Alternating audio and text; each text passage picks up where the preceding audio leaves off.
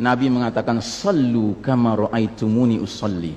Salatlah kalian sebagaimana kalian melihat aku salat. Ini sudah kata mati, Pak. Ini kunci, Pak. Kunci ini. Makanya para ulama fikih memutuskan al-aslu fil ibadatu al-hadhar, ya. Hukum asalnya ibadah ritual seremonial termasuk salat adalah haram, Pak. Nggak boleh dikerjakan sembarangan, nggak boleh.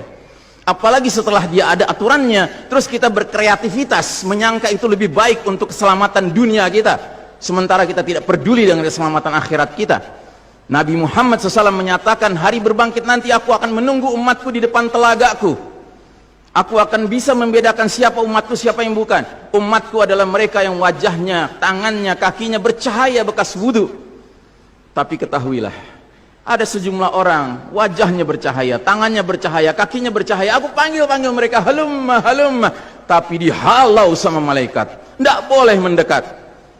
Aku panggil lagi, halumma, halumma, tapi dihalau sama malaikat. Akhirnya malaikat menjelaskan, ya Muhammad, mereka telah merubah ajaranmu setelah engkau wafat. Kata Nabi selanjutnya, sohkan, menjauhlah, menjauhlah. Nabi nggak mau dekat dengan orang yang berani-beraninya merubah tata cara ajarannya. Dan ajarannya yang paling pokok apa? Tauhid. Setelah tauhid apa? Salat.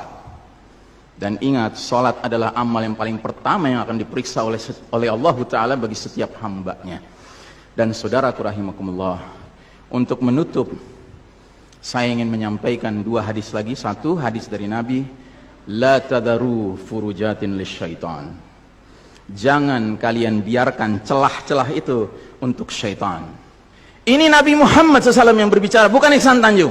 Kalau Iksan Tanjung yang berbicara, Anda boleh tolak, Pak. Ini Nabi Muhammad SAW yang berbicara. Yang kita baca salawatnya dengan harapan mendapatkan syafaatnya. Dengan harapan boleh meminum air dari telaganya. Jadi kata Nabi apa?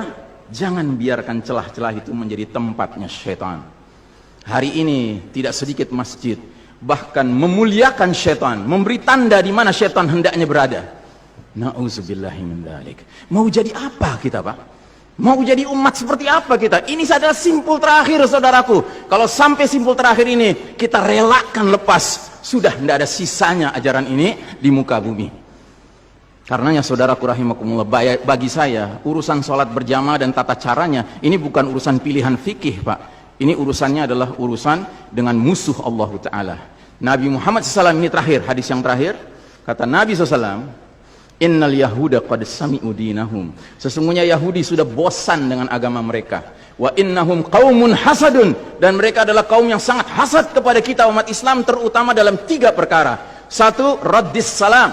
Kebiasaan kita umat Islam kalau ketemu saling ngucapin assalamualaikum, dibalas waalaikumsalam. Itu Yahudi nggak senang, Pak.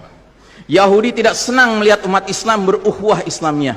Yahudi nggak senang umat Islam kalau ketemu saling bersedekah dengan senyum, makanya dibikin aturan begini, nggak kelihatan senyum kita. Yahudi nggak senang kita ketemu, kata Nabi, jabat tangan, rontok dosa-dosa. Maunya mereka begini saja jabatan tangannya. Dari mana ini semua?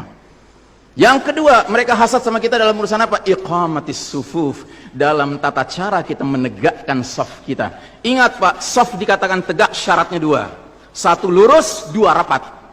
Bukan hanya lurus tapi renggang-renggang, atau rapat tapi meliuk-liuk. Tidak, harus dua-duanya lengkap. Sehingga Nabi sampai bertanya, kenapa kalian gak bersaf seperti malaikat di hadapan Allah?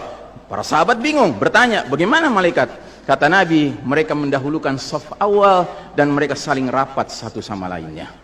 Jadi Nabi itu bangga kalau umat Islam sholatnya seperti para malaikat di hadapan Allah Ta'ala. Harusnya itu menjadi kebanggaan kita juga. Dan harusnya kita tersinggung kalau ada pihak yang berusaha untuk mengacak-acaknya. Dan yang terakhir, yang ketiga, Yahudi itu hasad sama kita dalam urusan apa? Dalam urusan umat Islam, di belakang imam sholat wajibnya mengucapkan amin. Makin keras suara amin itu, makin geram mereka. Karenanya mereka bikin aturan, sempat 2 bulan masjid ditutup sama sekali, nggak terdengar suara amin dari jamaah, karena nggak ada yang boleh ke masjid. Tapi sekarang setelah dibolehkan, masjid yang bisa muat 2000 orang, cukup 500 orang, cukup 700 orang. Supaya apa? Sekurang-kurangnya aminnya bisa berkurang. Maka sekarang pertanyaan besarnya adalah, untuk siapa kita sholat?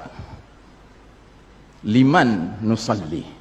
Lillahi aw lihaula? Atau untuk mereka?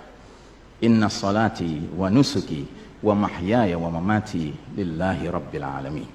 Mudah-mudahan apa yang saya sampaikan tidak membuat bapak dan ibu makan nggak kenyang, tidur nggak nyenyak, tetapi semakin sadar betapa kita sedang hidup di era penuh fitnah di akhir zaman, dan musuh-musuh Allah sedemikian sistematis, sedemikian terencananya membuat kita sadar tidak sadar meninggalkan din kita.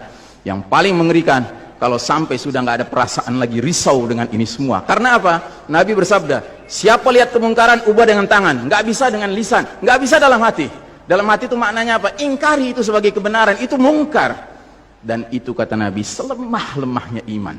Sehingga di hadis yang lain kata Nabi, kalau mengingkari saja sudah nggak ada iman sama sekali. Nah, yang kita khawatir kalau kita ternyata ridho saja dengan aturan sholat WHO ini, Pak. Padahal harusnya kita sholat dengan cara Nabi Muhammad SAW, bukan caranya Tedros atau Bill Gates, tetapi lebih sedikit. Ya, tetapi kepada jamaah, inilah nasihat dari hati yang paling dalam kepada saudara-saudara yang saya cintai karena Allah, yang kita sama-sama bersalawat, kita sama-sama mengharapkan air dari telaga Nabi, tapi boleh jadi nggak semua kita ngerti apa yang harus kita lakukan agar air telaga itu dapat jaminan kita boleh meminumnya.